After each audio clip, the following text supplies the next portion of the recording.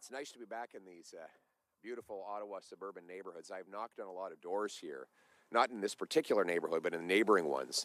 And I have these memories of 29-year-olds opening these doors, saying, oh, we just moved in.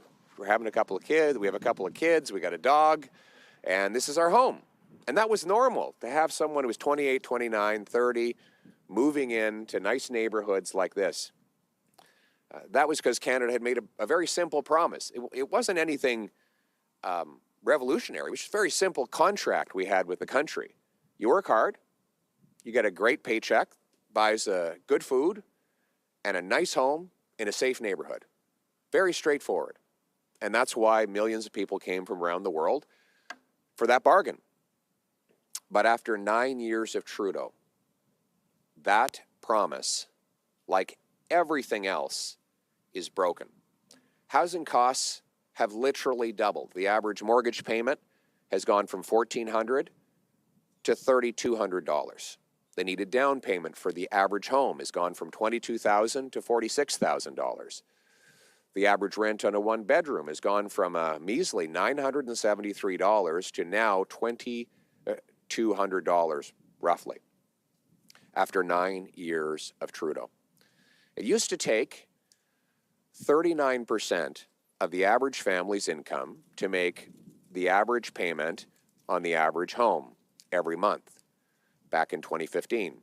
Now it takes 60%.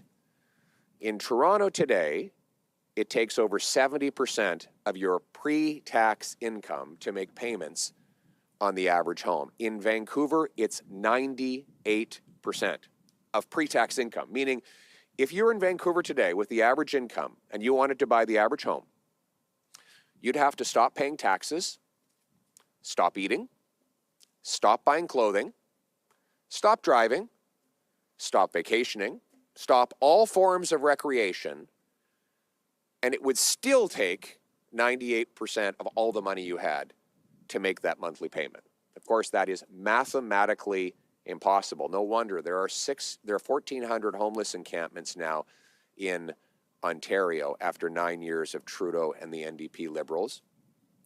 25% of Canadians live in poverty. 1/4 of kids go to school hungry every single day, according to the government's own data. Housing costs in Canada have risen 40% faster than incomes, the worst gap of any G7 country. In fact, Vancouver is now the third most expensive, Toronto the 10th in the world when you compare median income to median house prices, and homes in the United States are between 25 and 45% cheaper than they are on the Canadian side of the border, proving this is not a global problem, it is made in Canada. Now, obviously, government gatekeepers that block home building are largely to blame for the fact that we have the fewest homes per capita in the G7, even though we have the most land to build on. But there's also the taxes.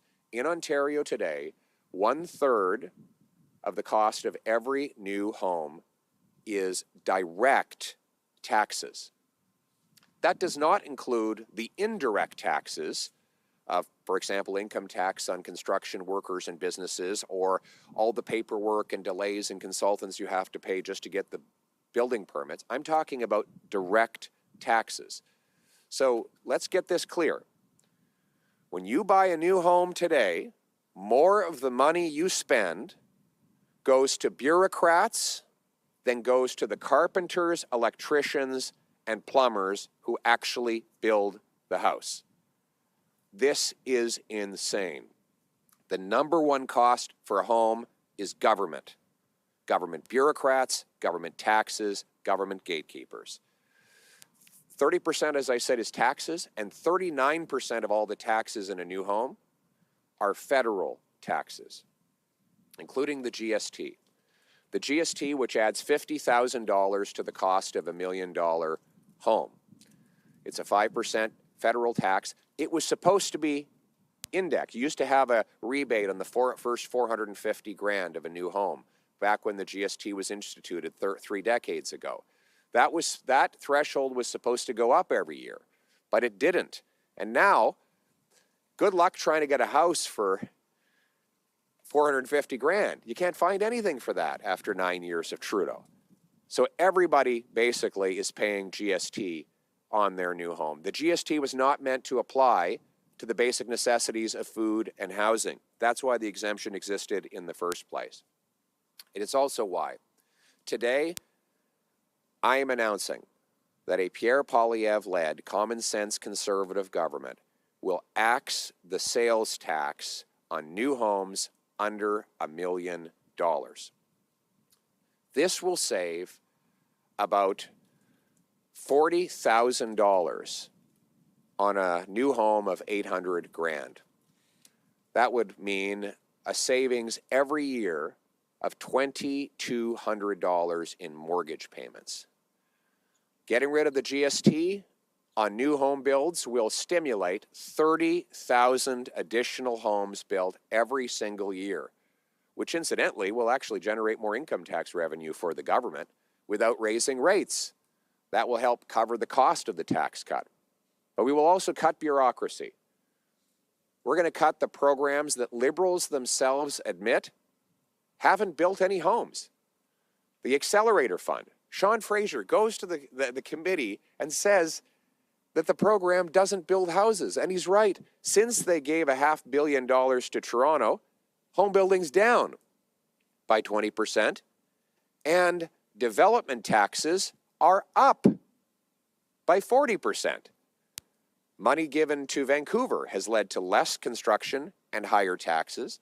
To Winnipeg, they gave Winnipeg money, and the Winnipeg City Hall blocked 2,000 homes next to a transit station built for those homes.